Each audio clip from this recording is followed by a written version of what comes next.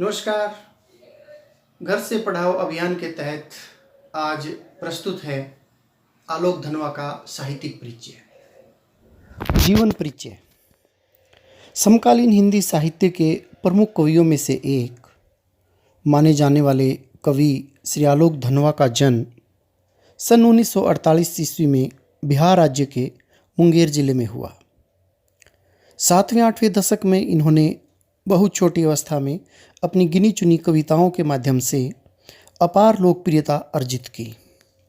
ये पिछले 2 दशकों से देश के विभिन्न हिस्सों में सांस्कृतिक एवं सामाजिक कार्यकर्ता के रूप में सक्रिय रहे हैं।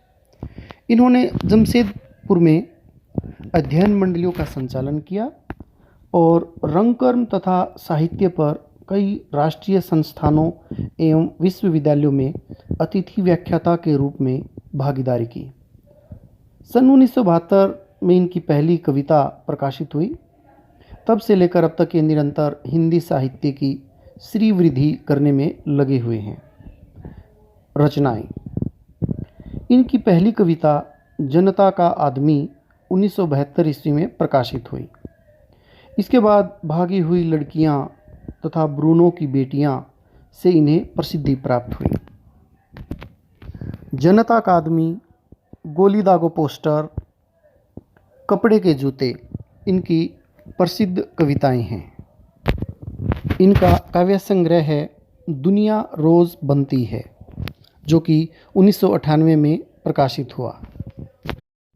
पुरस्कार एवं सम्मान। आलोक धनवा जी को राहुल सम्मान, बिहार राष्ट्रभाषा परिषद का साहित्य सम्मान, बनारसी प्रसाद भोजपुरी सम्मान, पहल सम्मान, नागार्जुन सम्मान सहित अनेक सम्मान एवं पुरस्कार प्राप्त हुए हैं। साहित्यिक विशेषताएं। आलोक धनवा की कविताओं में भ्रष्ट राजनीति की कटु सच्चाई के दर्शन होते हैं, वहीं व्यवस्था के प्रति आक्रोश एवं विद्रोह को भी चित्रित किया गया है।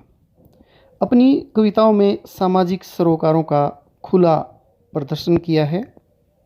जीवन की यथार्थ परिस्थितियों का चित्रण इनकी कविताओं में बड़ी बेबाकी से किया गया है। इनकी कविताओं के विषय गंभीर विषय रहे हैं और ज्वलंत समस्याओं, समसामयिक उलझनों का चित्रण काव्य प्रेमियों को याद रहता है। इनके काव्य में भारतीय संस्कृति, राष्ट्रीय चेतना, समाज सुधार का अनूठा चित्रण है। भाषा शैली। जहाँ तक भाषा शैली की बात है, आलोक धनवा जी ने आम बोलचाल की खड़ी बोली का प्रयोग किया है। तत्सम-तद्भव शब्दों के साथ देसी शब्दों का खुलकर प्रयोग।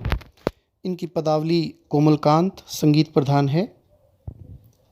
कविता प्राय छंद रहित है और कविताओं में अनुप्रास, रूपक, उपमा, उत्प्रेक्षा, मानवीकरण, पदमैत्री आदि अलंकारों का समुचित प्रयोग हुआ है।